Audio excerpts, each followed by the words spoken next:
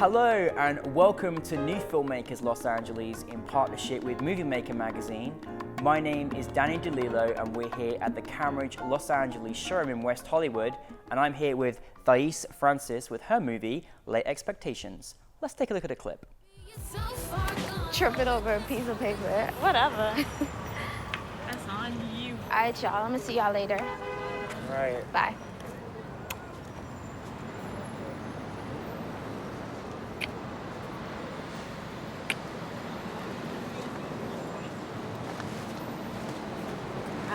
Bye.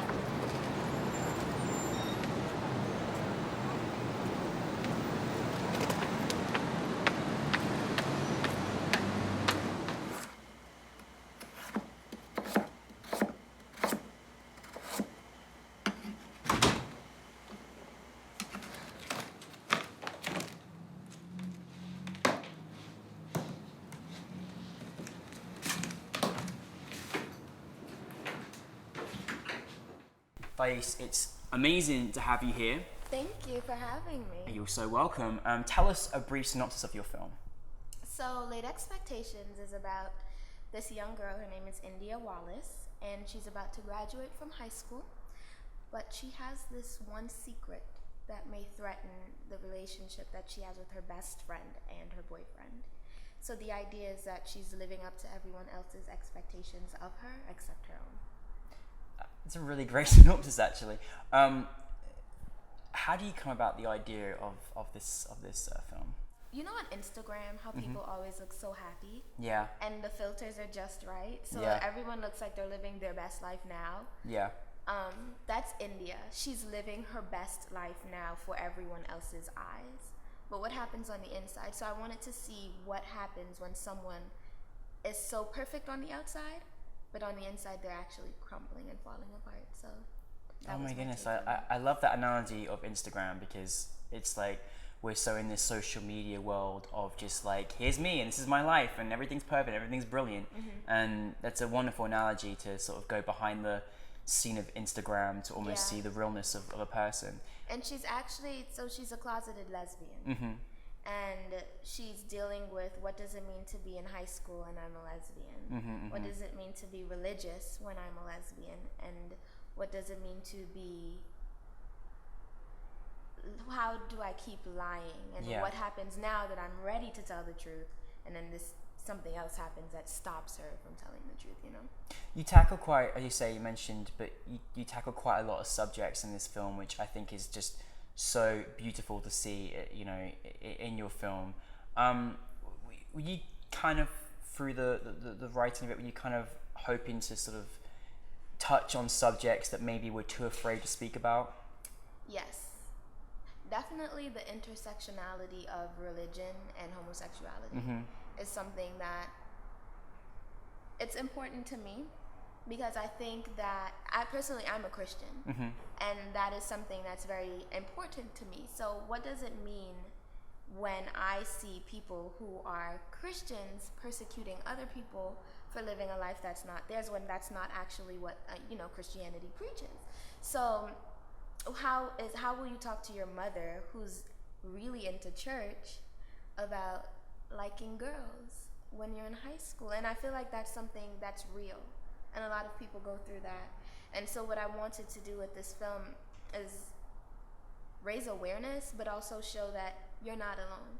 Because even though we're still progressive, we're getting more progressive, and homosexuality is becoming more accepted, there are still communities and there are still people that feel very ashamed or alone. So I just wanted to use my film as a way to show them that they're not alone. Oh, I love that you did that, and I think it's extremely important that you made a film that is, you know, essentially gonna change someone's, you know, perspective, or even they might be going through something themselves. And I think the fact that you've done that, you know, in your film is so incredible, and just to show the pureness of the love between, you know, these two girls as well is so great, and to see it's about love. You know, it's about love for each other, and that's really the stem of what it is. And it doesn't matter if you're a Christian, but this is love. It's love for God and love for the person that you're with. It's about love. Yeah, it's about love.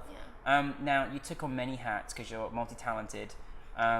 and you know you starred and played brilliantly the role in the movie, and you produced and you wrote it. What was it like taking upon those multiple hats?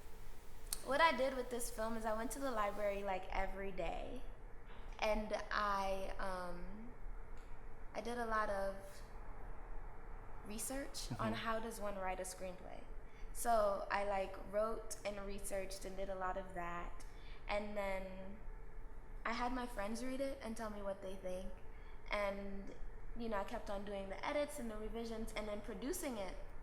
You know when you have nobody else to do things for you, you just have to do it yourself?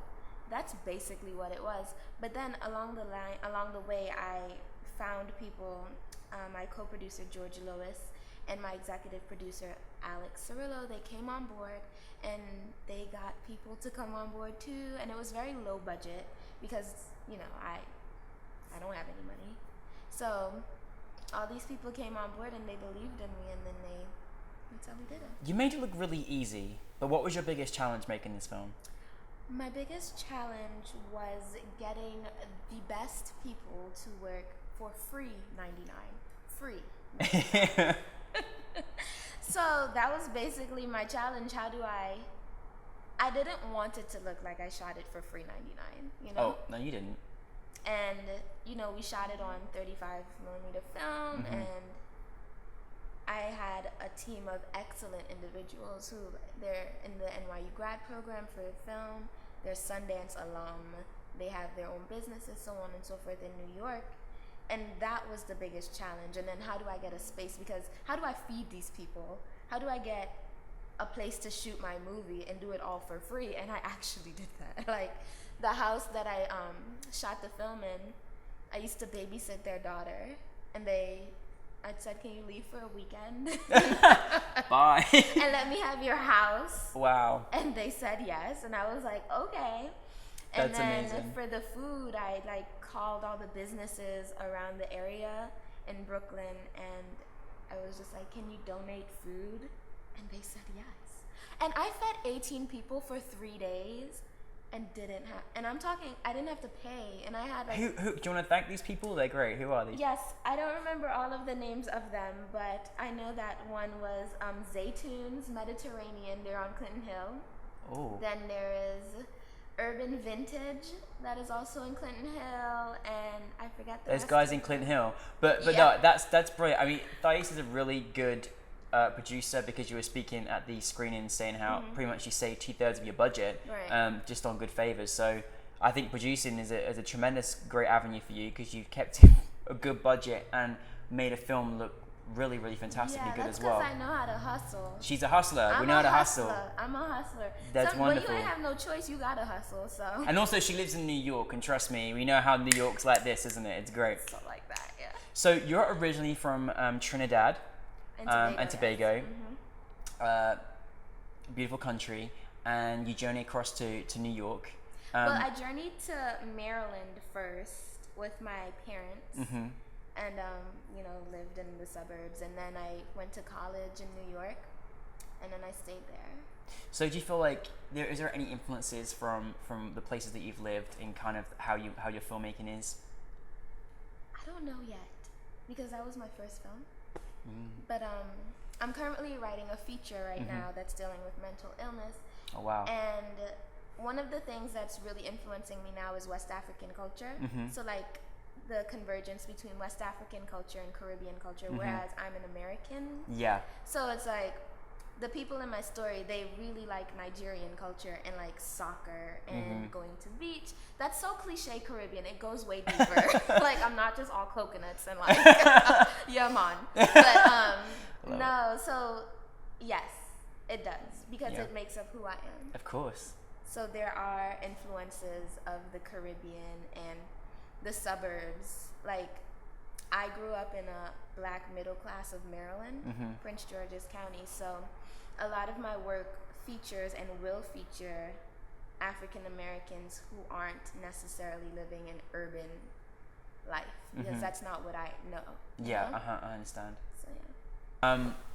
What is it like after all the hard work that you've done to make this film and taking on all those hats and playing that wonderful acting role, to be officially selected for NewFilmmakers Los Angeles? It makes me feel like someone thinks I'm good. You are good. You're great.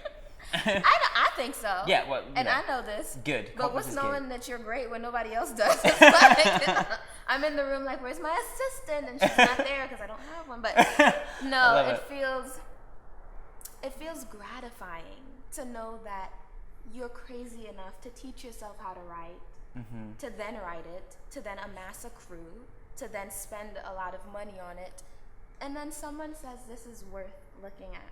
Yeah. And it's something to be said when you're able to sit back and see it on a screen in the presence of others, and then they come up to you and they speak to you about it. I'm used to that from theater and being in theater, but not for film. So this Or is you put in the work and you got results, you know, which you certainly did. Yeah. You briefly mentioned something about your next project, which sounds another subject that's not really touched on so much. So you're doing a project about mental illness is coming next. I'm writing a feature film. And the main character has paranoia schizophrenia. Wow. Yeah, and she's a black woman with this disease, and it's about how do we navigate these conversations about something that we think is bad or something that's highly stigmatized, and how do we normalize it, because it's I read somewhere that someone said it's just like having a common cold, except I have a mental illness. You know? Yeah. Well, you were very talented, and we loved your film, and thank you for sharing it with us, and congratulations on your film, and we all look forward to seeing more of your work. Thank you so much. You're welcome.